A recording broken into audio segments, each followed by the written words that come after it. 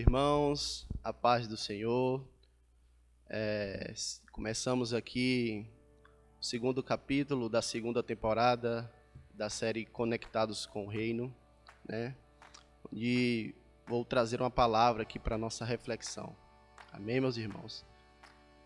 Palavra que se encontra lá no livro de Mateus, capítulo 6, do versículos 19 ao 34.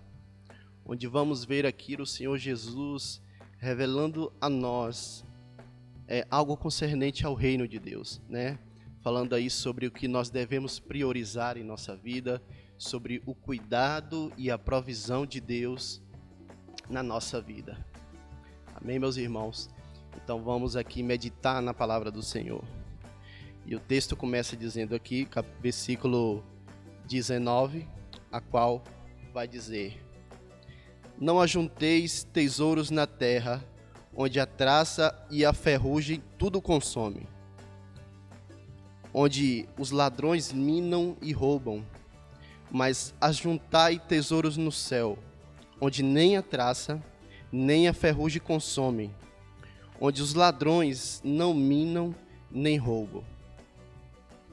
Porque onde estiver o vosso tesouro, ali também estará o vosso coração. Amém, meus irmãos? Vamos lendo aqui os trechos e meditando sobre a palavra do Senhor. É interessante nós vermos o que esse texto vai trazer ao nosso consciente de que o Senhor estava dizendo: não ajuntei tesouros. E quando nós realmente entendemos o que essa palavra tesouro quer dizer, ou seja, tesouro é algo que é muito importante, algo valioso, ou seja, o Senhor estava dizendo a nós para nós não colocarmos o nosso coração sobre coisas que não são eternas, sobre coisas que sabemos que não dura para sempre, né? E dando prosseguimento, versículo 22, a palavra do Senhor vai dizer: a candeia do corpo são os olhos, de sorte que se os teus olhos forem bons, todo o teu corpo terá luz. Se, porém, os teus olhos forem maus, todo o teu corpo será tenebroso. Se, portanto, a luz que há em ti são trevas, quão grandes serão tais trevas. Amém? O Senhor Jesus estava dizendo aí a mim e a você, né? Hoje somos discípulos dele, dizendo que a candeia, ou seja, a lanterna do corpo, são os olhos. De sorte que, se os teus olhos forem bons, todo o teu corpo terá luz. Amém? Então vai falar aí sobre algo, sobre generosidade, sobre ter olhos bons, né? E se, porém, os teus olhos forem maus, todo o teu corpo será tenebroso. Prosseguindo aqui em diante, o versículo 24 vai dizer: ninguém pode servir a dois senhores, ou se dedicará. Ninguém pode servir a dois senhores, porque há de odiar um e amar o outro, ou se dedicará a um e desprezará a outro. Não podeis servir a Deus e a Mamon. É interessante o que esse versículo ele vem trazer a nós, porque ele vai falar que não tem como a gente servir dois senhores, ou seja, não tem como a gente ter duas prioridades. Essa é a verdade. Não tem como a gente ter duas prioridades, né?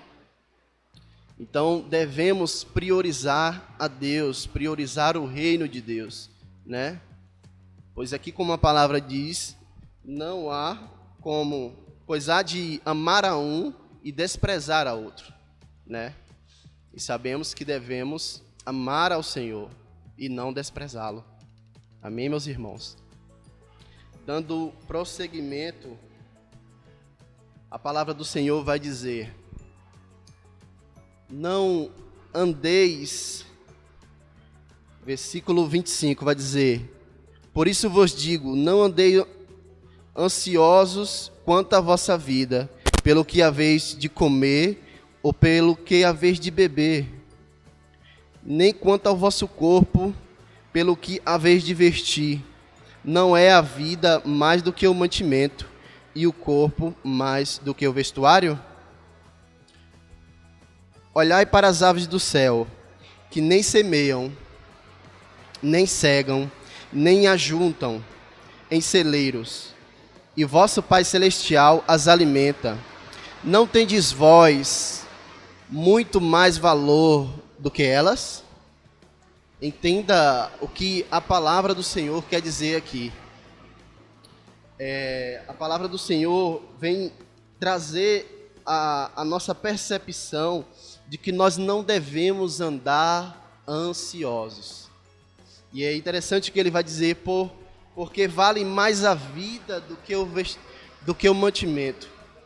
Vale mais a vida do que o mantimento. E é interessante que ele vai trazer uma parábola, uma reflexão a nós, dizendo: olhai para as aves do céu, que nem semeiam, nem cegam, nem ajuntam em celeiros, e o vosso Pai Celestial as alimenta. Né? Não tendes vós muito mais valor do que elas? Então entenda, meus irmãos, que a palavra quis trazer a nós, se nós já temos a vida, que é muito mais importante do que o mantimento e do que a veste, por que não crer? Por que não esperar? Por que não confiar no Senhor? Pois nós já temos a vida, que é muito mais importante do que isso. Então devemos confiar no Senhor.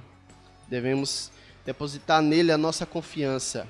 E é interessante o que ele vai dizer, que as aves não semeiam, não cegam, nem ajuntam em celeiro, mas o vosso Pai Celestial as alimenta. Entenda o que Jesus estava querendo dizer, que a provisão vem do Senhor. A provisão vem do nosso Pai Celestial. Mas entendam aqui, assim como também as aves, ela vai em busca do fruto, em busca do seu alimento. Nós também devemos correr sim atrás do nosso, mas sempre com o entendimento de que quem provê é o Senhor. Ele que nos alimenta, Ele que é o nosso provedor, Ele que nos guarda e cuida de nós. Amém? Dando prosseguimento, a palavra do Senhor vai dizer: e qual de vós poderá, com todos os seus cuidados, acrescentar um côvado à sua estatura? Ou seja, que garantia nós temos, meus irmãos, quanto à nossa vida, quanto aos nossos cuidados, o que podemos acrescentar a nós? Nada.